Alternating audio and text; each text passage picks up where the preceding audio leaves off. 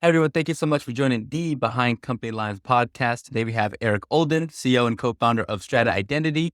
Strata Identity is building the next generation of distributed identity management for the multi-cloud world. Eric, I'm so excited to chat with you, not only because you're kind of a low-key celebrity in the tech world from what you've built and what you've pioneered in terms of identity. So it's really excited to not only think about kind of the conception of how companies were thinking about identity and the single kind of sign-in process and how that's been able to communicate with other technology, but also where's it going? We have crypto, we have all these different tools that are not necessarily meant to speak to each other, but we want them to as users and we're almost not willing to compromise that ease of experience. So really excited to see what you guys are building, who you've partnered with. But before we get into all that, what were you doing before you started the company? Yeah, thank you for having me on, Julian, and great intro. And to answer your question about where I was before starting Strata, I am a serial entrepreneur and I got my start in startups and identity well back in 27 years ago when I was in college. And I really, I guess, didn't know any better that my best friend and I from high school probably should have finished college before we started a company, but we were just excited. There was a lot going on. 1995, Yeah. 1994, that's when Netscape had just come out. And we were basically like, hey, let's figure out a way to bring security into this new wild world. And got right into it. And two guys and an idea turned into a 300-person company. We were ready to go public, but the dot-com crash resulted in us taking an acquisition instead. And so it was a great outcome and a great way to get into startups and learn about how to build things at hyperscale. And we grew very quickly, but that was my first company, Securant, and our product was ClearTrust.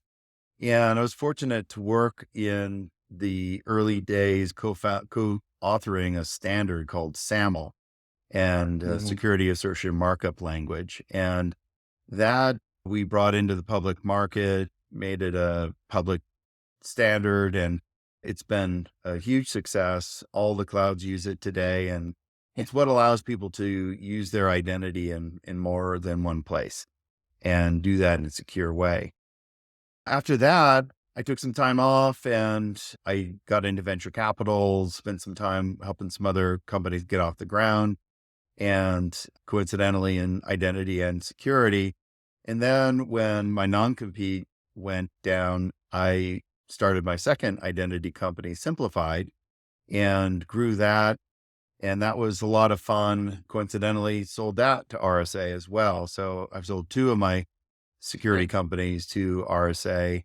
And then I found myself at Oracle, and I had been Yeah. responsible for running Oracle security and identity division.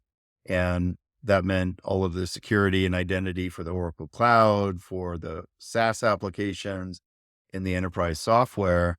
And it was a very different experience than my startup roots, and was responsible for hundreds of people and a huge portfolio and great customers. And I learned a lot and really enjoyed my time at Oracle. But when I saw the direction at Oracle moving to just focus on the Oracle cloud, I saw the opportunity for multi-cloud. And so I got the small team together and I said, hey guys, let's go solve this problem. And it seems like a very hard to do thing today. No one's doing it.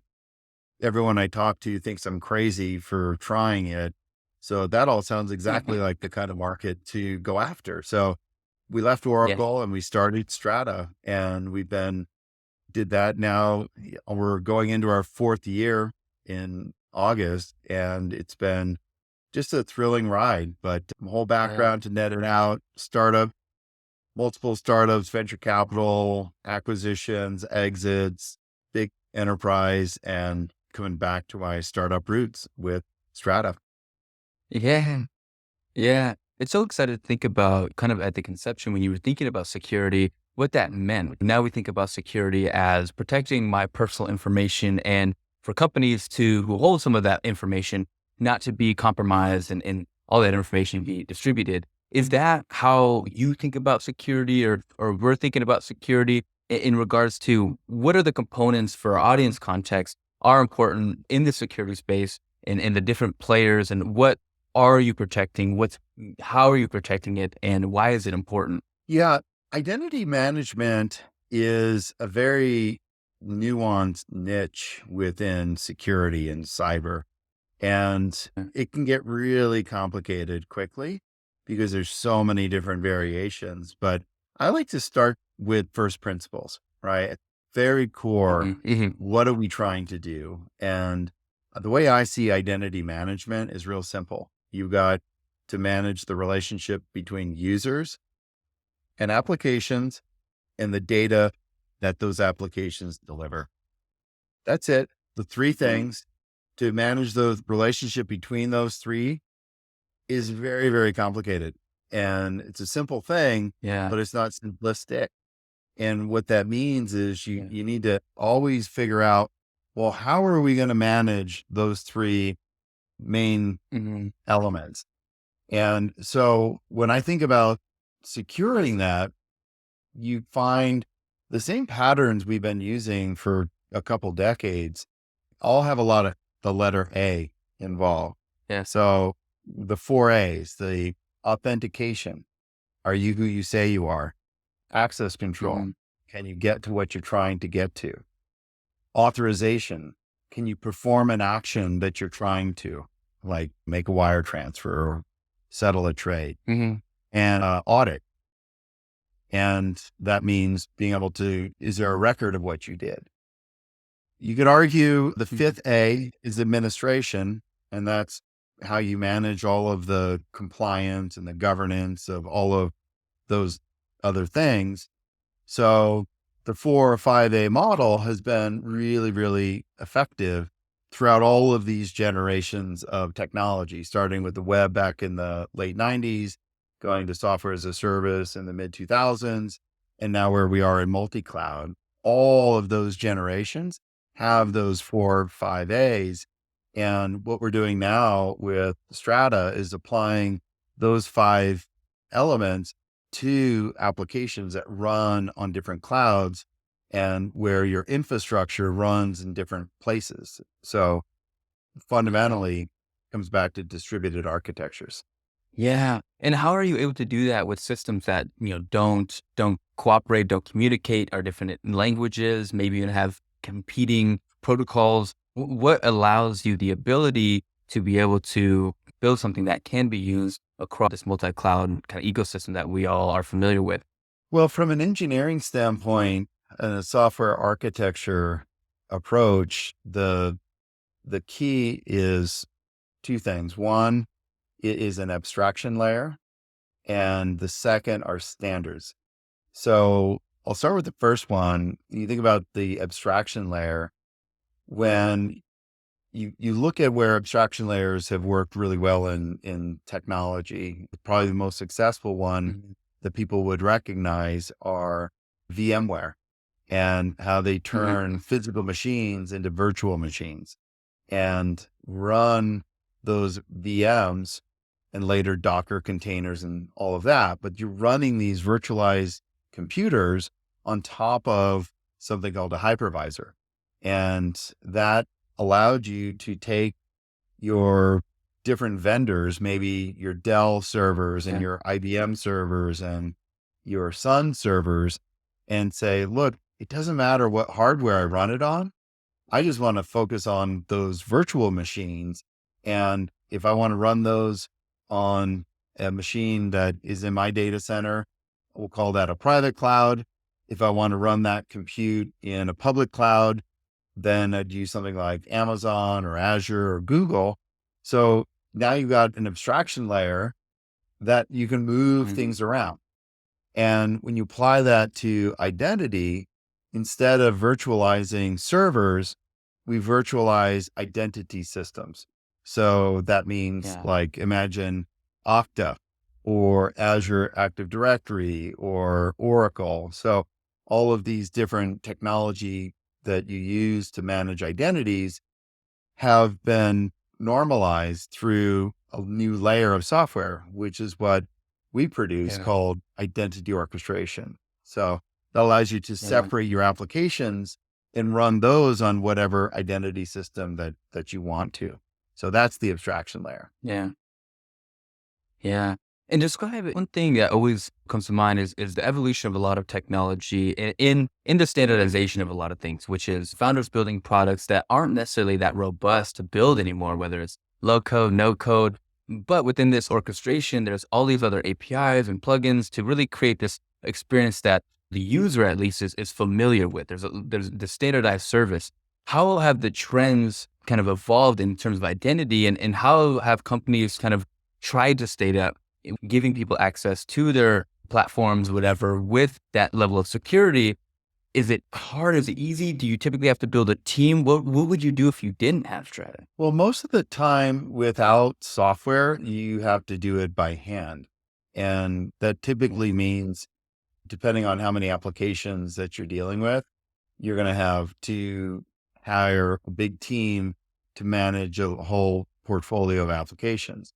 And the work that is involved is refactoring an application so it Yeah. works with a different identity system. So it'd be kind of like you own a hotel that has 100 rooms and you need to change the way the lock works because you want to bring in a new fancy iPhone Yeah. electronic lock or key, but you got to change 100 doors. Well, you could either swap them out each of the doors and whatever that costs and however long that takes, or you can come along with another piece of technology, put it on the door that says, if someone shows up with their phone or they use the old fashioned room key card, that either one can be used with that door the way it is. So Yeah. metaphorically, that's what identity orchestration is doing, is we're putting a piece of technology on the door so you don't have to change the lock. And the technology changes the way in which your new form of key works with the door and basically Yeah. translates the new one into the old one. So the door is like, Yeah. hey, it works the same way. Everyone's happy. And it was easy to roll out. Yeah. That's fascinating in particular because is it, in that use case, is it that you're kind of changing the way the phone communicates with the lock through its RFA system, or is the individual kind of room its own identity and the keys kind of get changed per user? How is that relationship between the user and what they're trying to access? Is that different, or is it just adding another layer of technology onto it to make it, I guess, more widely adopted? Yeah, I think the way that it works best is when you can roll something out that uses what people already have. So in that example Yeah. of using your phone as a way to unlock a door, that it works in the same way from a security standpoint, meaning we can take your face scanning that's on your phone or your fingerprint reader on your phone, and we can say, look, instead of using a password, we'll let the phone scan your face. And if that checks out, then we'll believe it's really you, Julian. And you don't have to get a new password because you're born with the face that you've got and it's always with you. Yeah. And so that is a real simple way to make it easy for people who need to log in or get to that application to say, look, I don't have to Yeah. remember a password or remember some token.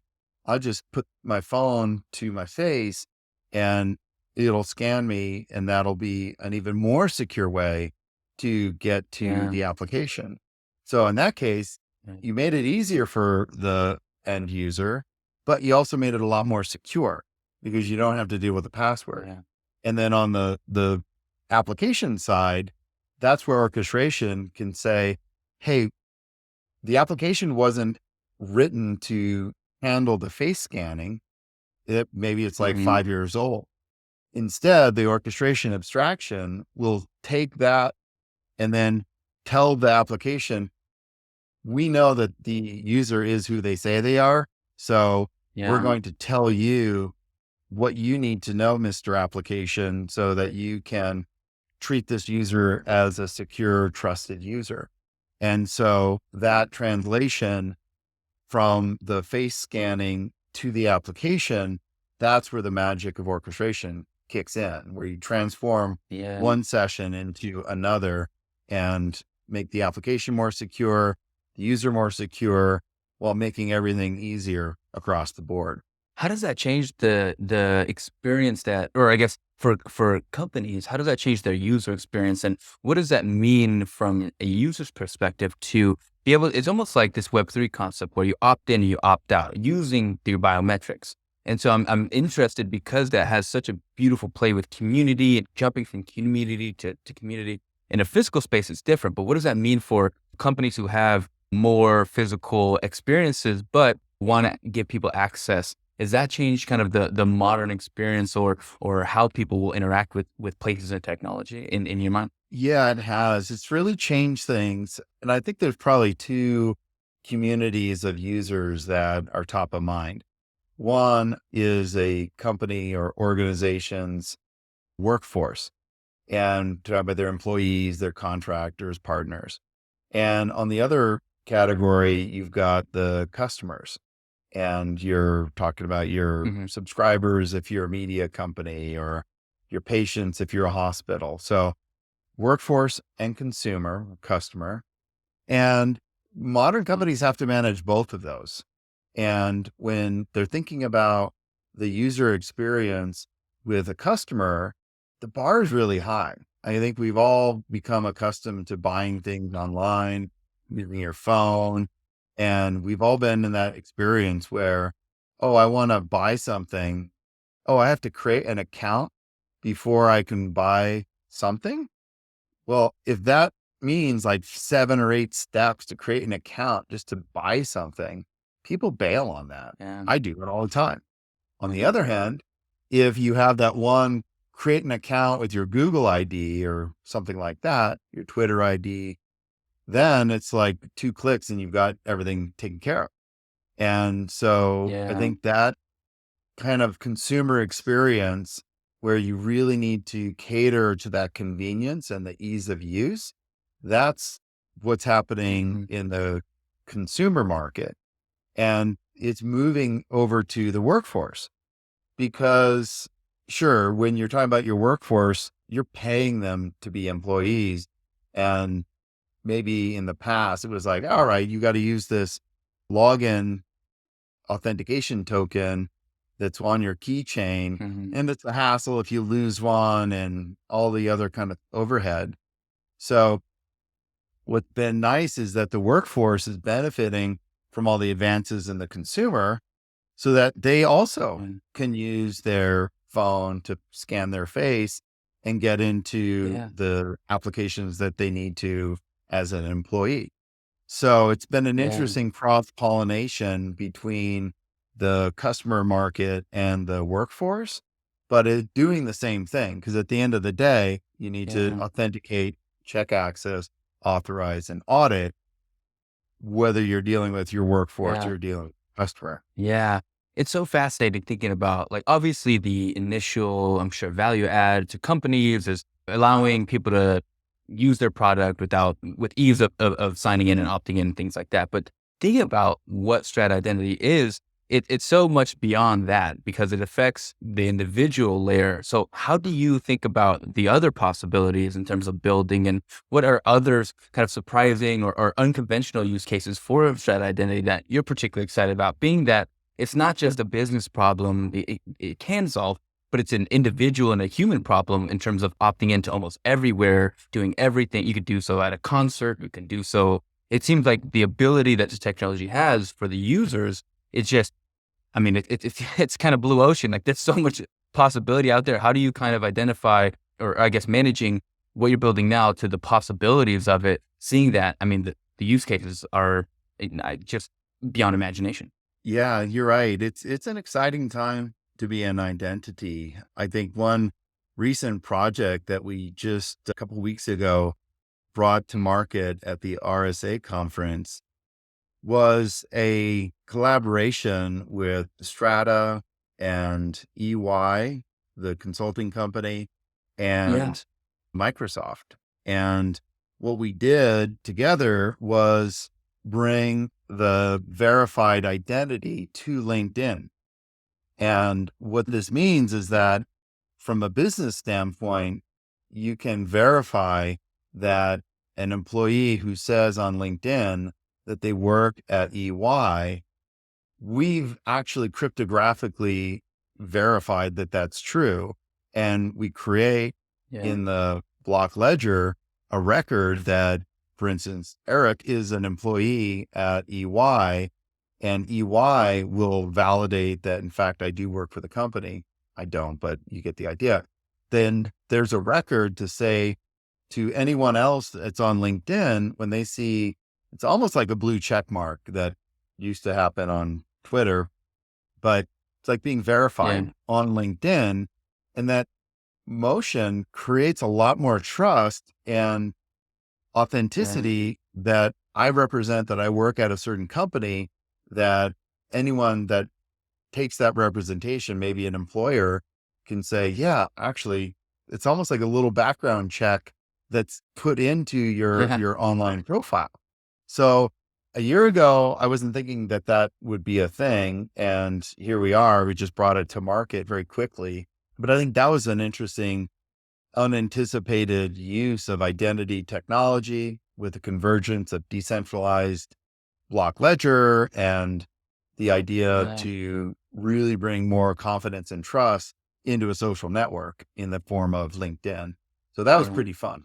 How do you do that? Do you mint a smart contract on Ethereum and then use that as your ledger and kind of everybody's tied into that? Or what in particular, what allowed you to use not only, obviously cryptography has been around for years, but obviously putting on a blockchain ledger is kind of a new and inventive way to use it. How are you able to do that in the ability to verify a company individually? Do you have to mint them at particular companies? What is involved in that process? Yeah, well, that was the interesting part of the collaboration. So each of the groups brought something to the solution, and underlying decentralized block ledger technology comes from Azure.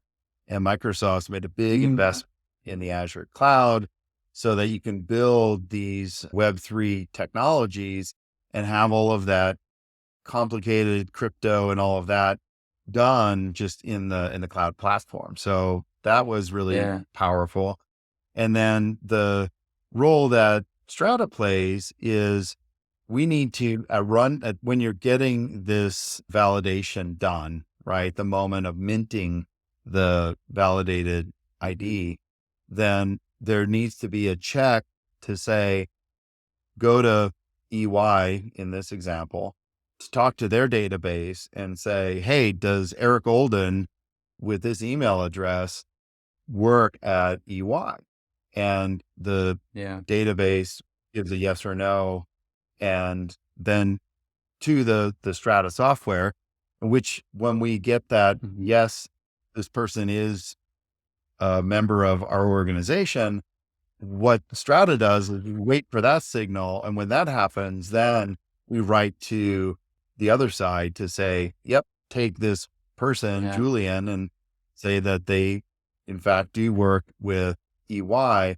And we have a record of that transaction, of that validation at that point in time. And it's irrefutable because the cryptography behind making sure that all of those records are something you can't tamper and counterfeit. So, and then EY was the integration team that glued the technologies together. So Microsoft provided the block ledger. We provided the orchestration, which checked the different cloud databases, and EY stitched it all together, and it runs on top of LinkedIn. It's so fascinating thinking about also, like, do you think about the challenge of having multiple? I have to think about how many emails I have for different websites, one's for newsletters, another one's for work. But across those different platforms, I have different identities in how in their relationship to me. How does Strata think about, or is that a challenge that a lot of companies thinking about in terms of one individual or one actor using multiple identities across different platforms? Do you compile those together? Do you create different identities for that? Have you thought about that challenge? Is that something you think about? You'd love for you to respond to that. Yeah, well, that becomes a really big problem, and where you've got identities in a lot of different places. And the security issue there is the vast majority of these places use passwords. And the human nature side of it is that people use the same password because we're lazy. And you can have the same password in 50 different places. So the exposure is not that the bank where you have your password is going to get compromised. Why go after the bank when you can go after, I don't know, your sneakerhead person who likes to buy stuff off of this website that's put together shoestring, but you use the same password. Yeah. So a good hacker is going to go and break into the weekly protected system and find out, oh, well, this email address and this password, I'm going to go now check it against all of the banks. And that's how people steal your identity, is they get it not from your bank, but from the random place that people reuse their passwords. Okay. So that's the problem. The more places you do it, the greater your exposure. And so that creates a bigger problem over time. So what do you do about it? Well, if you have the option at any of the important places where money is moving and legal information is going on, opt for their multi-factor authentication. A lot of banks are bringing that to market, and it's always better and more secure than a password. Full stop. I don't have to know much about any of the variations of the brands. I can just tell you passwords are like the worst. So step one, use multi-factor where it's given. And then there's a cool thing that's going on with standards around this in identity called FIDO. And there's a new thing called FIDO 2. And the technology is called pass keys. And the technology beyond is very sound. It's cryptographically managed and secure. And why I say that is there's no password involved, but there's a cryptographically reliable instance of your identity in your device.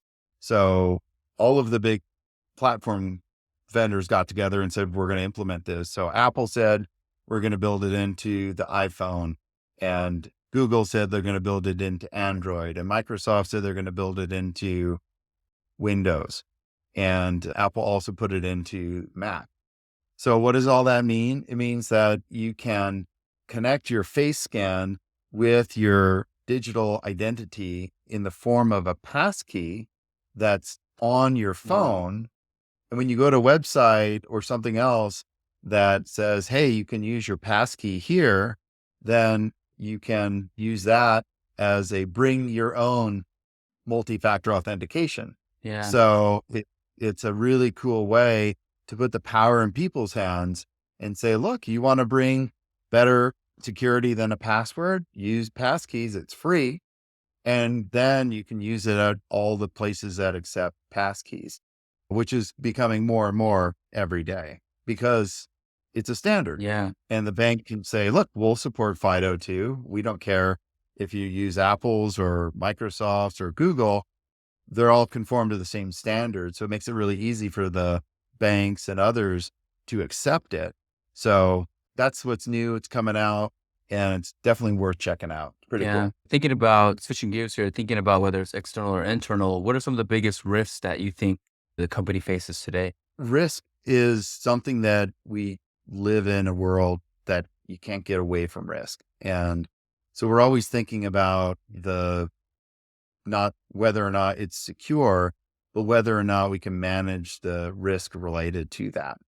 And so companies that are startups are, the bigger you get, the more risk that you're exposed to because your surface area grows. And so you really want to make sure that you have ways to mitigate and manage that risk. You're never going to get rid of it altogether. So instead, you want to quantify it and understand it. And so we do a lot of work all the time, really training our team about hacking and security breaches and how to be on the lookout for people trying to phish you and things like that. So we train our team Yeah. to notice, hey, you get a text, it's not coming from the CEO asking for a favor because you're busy. We get phishing attacks on the daily, probably Yeah. double digits at my company. So this is something that literally every single day you have to be on the lookout. And so we really take that very seriously. And then we also make sure that there's no passwords in our world, meaning on our platform, we don't allow passwords to be used to log in. So we just by designing it out in the beginning, we were able to avoid vast majority of compromises that happen because people get hacked and they lose their passwords. So we never use passwords in the first place. So we don't have any of that exposure. And we did that by kind of drinking our own champagne and bringing this multi-factor passwordless technology into our product itself. So those are kind of the risks. People are always trying to hack us, but we don't ever take anything for granted.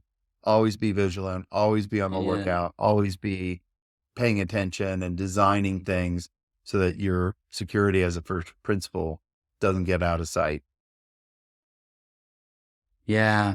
It's so fascinating thinking about, so you built a lot of the tech. I'm sure like, was it when you were building Strata and you were bringing on people onto the team, when you say bring on, say Slack, for instance, did you already start building the kind of authentication piece with Strata in mind with that company or that product or platform, or say you're using Salesforce or these other tools? And if you're not using that password, but you're using Strata, are you then kind of using that relationship in a way to pitch it to that potential client or customer? Like it seems like you already have this accessibility use case with this relationship. It's almost that much easier to kind of break through and talk about other ways that platforms like that can utilize, your technology. Have you thought about that? Has that been an opportunity for you, or am I just dreaming here? No, you're not dreaming. And it is an opportunity. I think one of the things that we lean into is security first.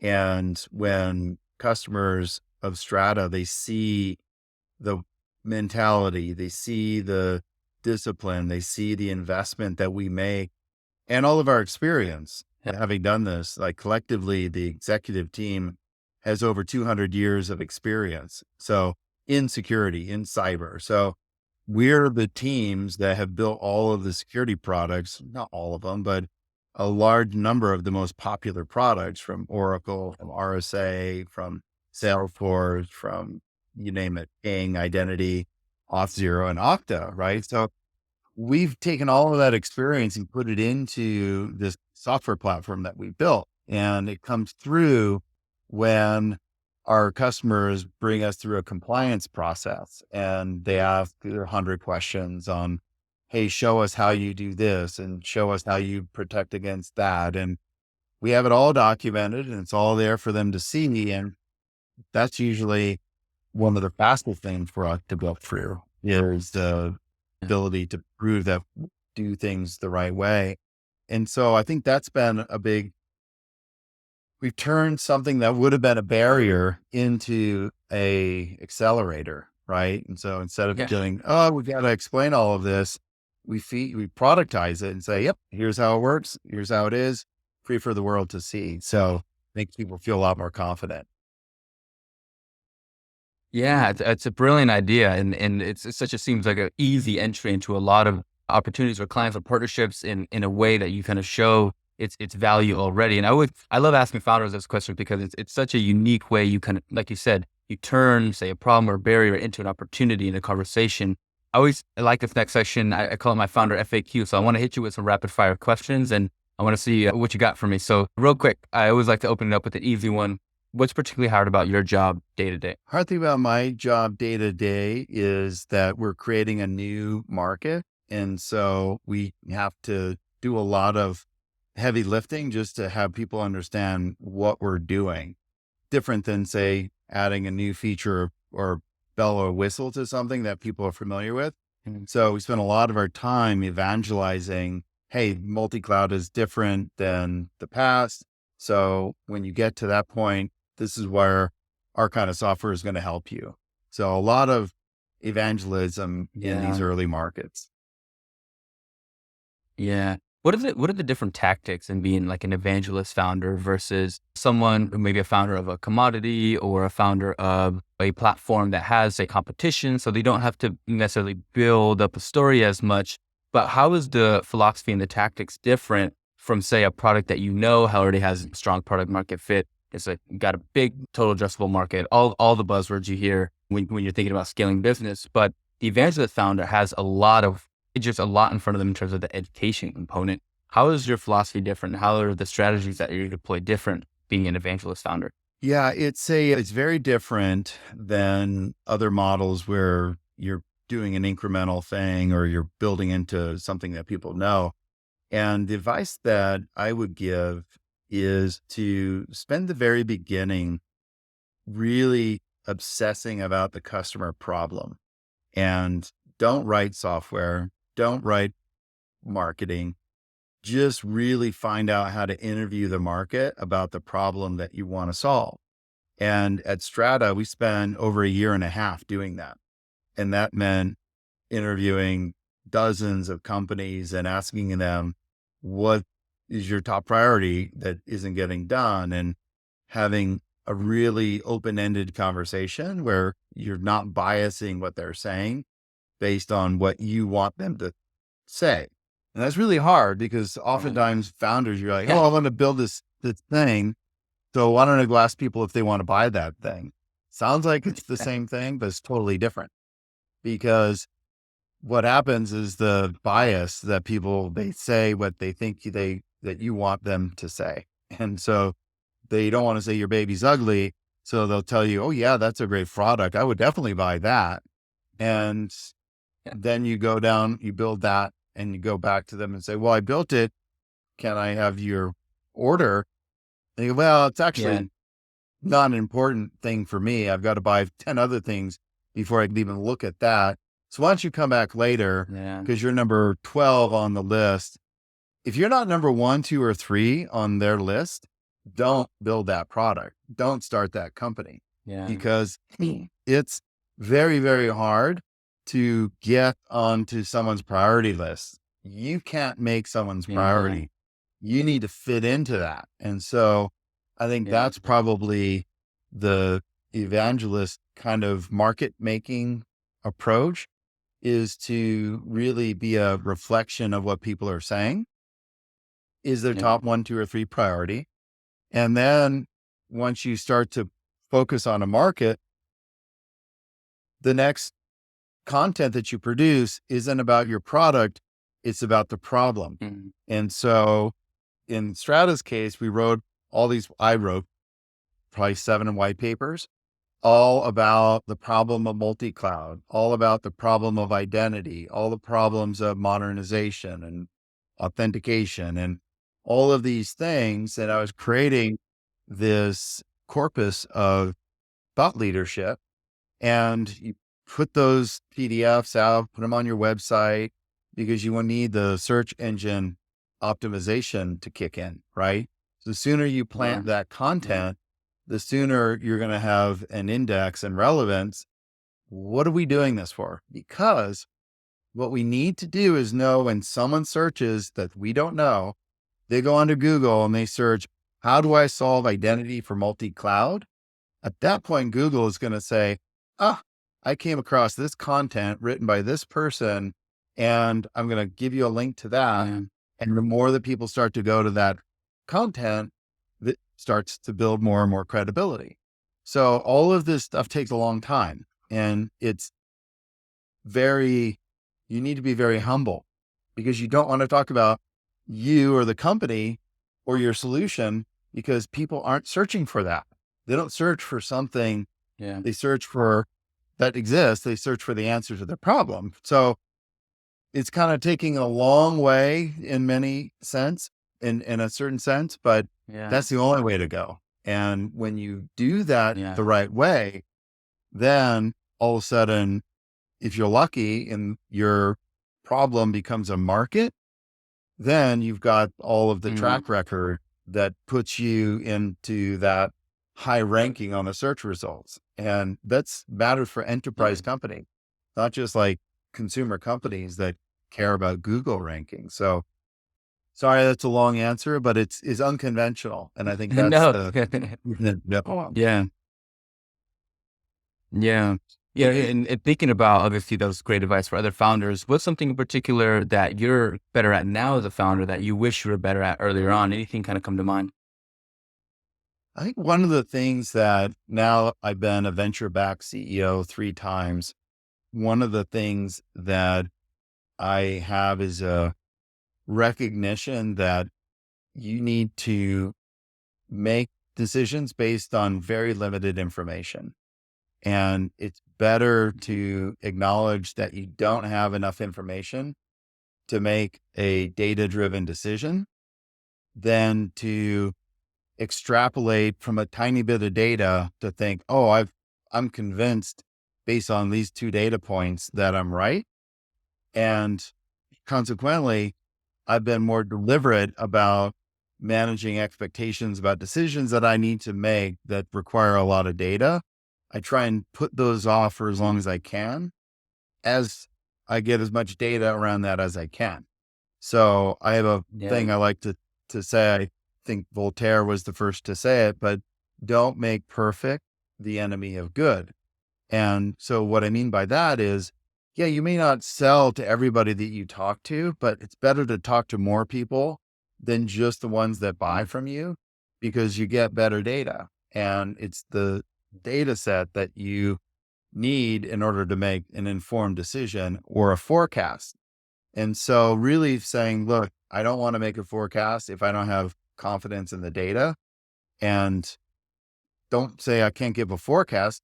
Go get the data and then Yeah. come around with the forecast. So it's just Yeah. being data driven, and it's always a lot more work than you may wish it would be to get that kind of information. Yeah. Well, so you bring up an interesting point, being that the landscapes change, VC dollars are not as readily available. And I think there's a lot of changing in the way that they invest in terms of thinking about profitable companies that drive revenue versus users and eyeballs and things like that. I feel like there's a little bit of a paradigm shift here.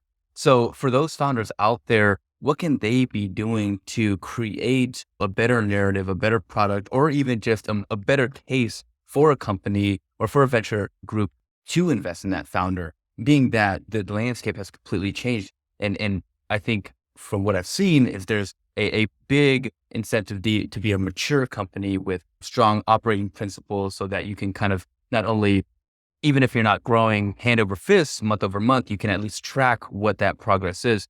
In that vein, what are some things that founders can start doing to start making themselves more competitive for when they need to start fundraising, being that the landscape's changed?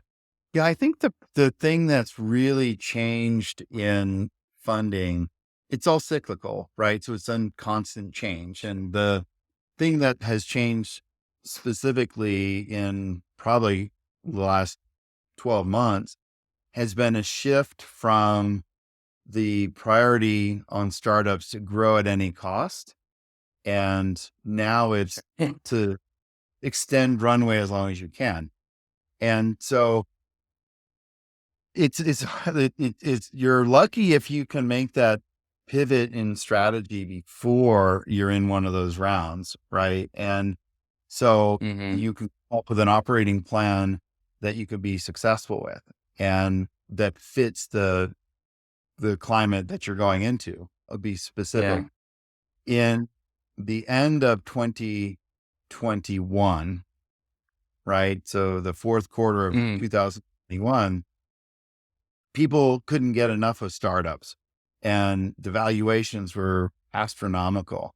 And you could go and you'd have VCs saying, oh, I'll give you a better valuation because whatever the reason, right? And so valuations were very much in the favor of the founders.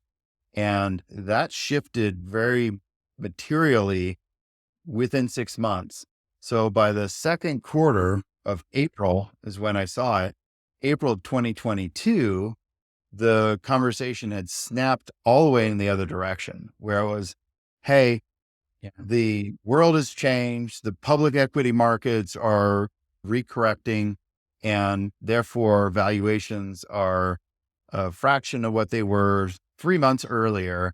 And why does that matter? Well, when valuations are higher, you can raise more money at the same amount of dilution. And with that higher amount of money, you can hire more people. And ostensibly, if you're hiring sales teams, you're going to get more revenue because each sales team is going to produce more sales. So when the amount of money that you can raise goes down because valuations collapse and terms move in the favor of the investor, now you're thinking, well, I may have half the amount of capital I was expecting. And therefore, it's not about getting all of the top line revenue. It's about making that smaller amount of capital last longer so that you can prove whatever stage you're in. You can prove you're getting to product market fit if you're a Series A company, or you can prove you've got a good repeatable go to market if you're a Series B company. And the yardstick or the goal line had changed where now it's all about survive and don't raise money for as long as you can.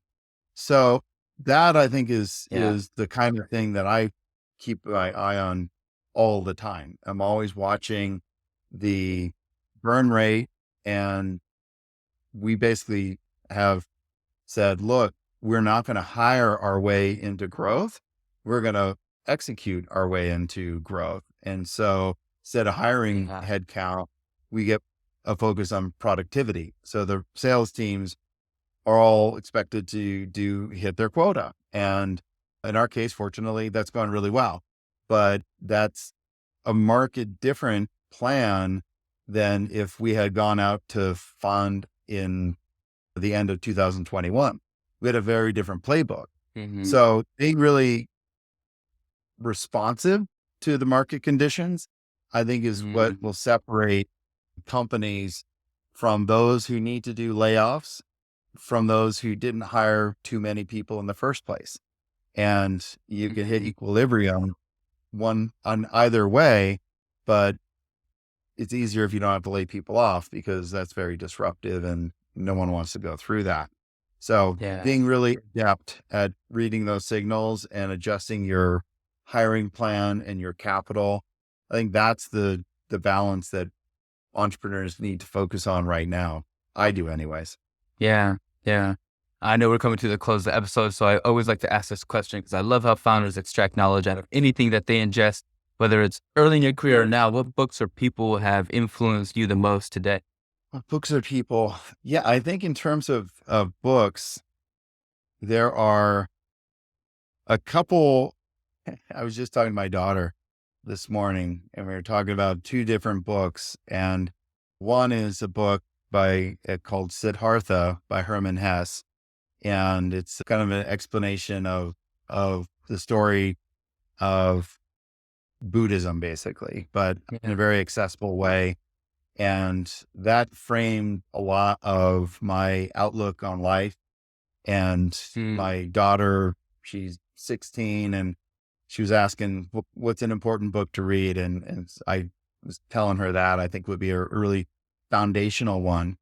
And then there's another one that I think would be good for anybody, but I'm thinking of my daughter to read in a few years. And it's a book called The Fountainhead by Ayn Rand. And that affected me a lot when I was trying to figure out, like, am I going to go out and do something on my own and be an entrepreneur and have that conviction and to go follow the discipline and direction I'm going to go when everyone's going to tell me that I'm wrong, to have the ability to choose my line and follow that. I thought that book, Fountainhead, was really powerful in that. And I read it years and years ago, but I like those are two good books that are top of my mind right now, Siddhartha and The Fountainhead. I may be the only person to put those two together that work for me. Yeah, you definitely are. I've never had those examples, but that's why I love to ask that question, because I think founders, it shows maybe their period in time, or even just what impacts you, and whether it's a strategy or philosophy or autobiographies. It's a way to kind of take your way out of the present moment, kind of do some personal, professional, spiritual growth, but then kind of recharges you back into. And I love to kind of get at what inspires other people. But last question before we give you a chance to give us your LinkedIns and Twitters and all that good stuff.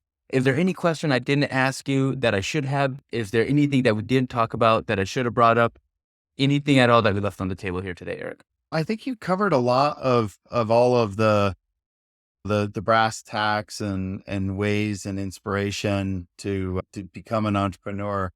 I guess what I would say, less of a question, but more of just share a point of view, is that there are certain types of people that lend themselves to working in startups. And there are those who probably would not survive or thrive in a startup world. And I would just encourage people that are thinking about making the plunge to leave corporate world and go into a startup is to have a really clear-eyed conversation with yourself about what the world, how different the world is in a startup than it is in a big company with a lot of stuff set up. And where I've seen people that thrive are the ones that deal with change and they don't get put off, and also non-perfectionists, because you don't have time and the luxury to get it perfect. You just need to get it good and make it better. And so I think really for people who have a good, who love startups, right? Like myself, I love them. And I can't imagine not doing a startup, but I also like to do things that are really hard. And I love the challenge and the ambiguity and the rapid change. But I have seen people who thought they liked it, or it seemed almost like romantic, like, oh, I'd love to work in a garage. And then they're working in a garage and thinking, oh, well, where's the cleaning service that comes in? And we don't have that. There's a garage. So be careful what you ask for. Yeah. I always like to think about like when I was making the plunge, it was like, I guess coming to terms with the life I was okay to lead versus what is prescribed out there for you. I like how you bucket it up, and there's no right or wrong decision. It's just what's right for you. And then just being okay with, it's not glamorous during the first few years, but if you enjoy it and you like it, you learn exponentially in terms of what you would learn in the other bucket, if you're not that type of person. So I love how you kind of summarize it there. And last little bit, Eric, is where can we find you? Where can we be a fan? Give us your plug. Where are your LinkedIns, your Twitters? Where can we not only be a fan of Strata, but also you as a founder? Yeah, wonderful. So on the company, if you like what I've been sharing about identity orchestration and securing these complex worlds, our website is a great place to start. And you can find that at strata.io. That's strata.io. And if you go and share a challenging use case in identity, we've got a nice little promotion on our website at strata.io/podcast, where you can send in your identity challenge. And if we can show you a demo of it, in practice, we'll solve it, and we'll give you a pair of the Apple EarPod Pros. And that's kind of fun. And then if you're interested in following me, I'm on LinkedIn, and at the LinkedIn profile, my handle is bought not sold. And that's the way you can find me on LinkedIn, Eric Olden, also on bought not sold. And I'd love to be in touch. Connect with me on LinkedIn or follow, however you'd like to continue the conversation. I'm happy to help. Absolutely. Thank you so much, Eric. It's been such a pleasure chatting with you. I hope you enjoyed yourself on Behind Company Lines, and thank you so much for joining us today. Thanks for having me. Of course.